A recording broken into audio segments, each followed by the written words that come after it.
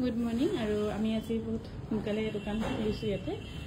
আচলতে দোকানবোৰ চাফা কৰিব লগা হৈছে আৰু যিটো আমি চেলৰ কাৰণে বিশেষ আপোনালোকৰ কাৰণে সুবিধা কৰিছোঁ। ইয়াত হাৰা হ'ল নেকি?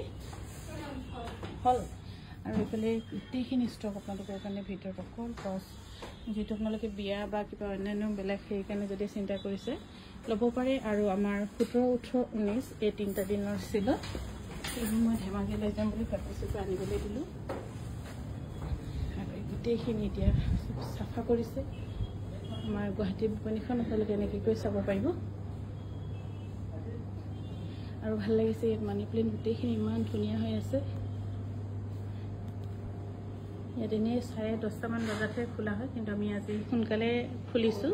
খুলি চব ৰেডি কৰি চাফ চিকুণ কৰা হৈছে। যিহেতু চেল থাকিলে অলপ ভিৰ হৈ যায়, ৰাছ হৈ যায়, সেইটো কাৰণে।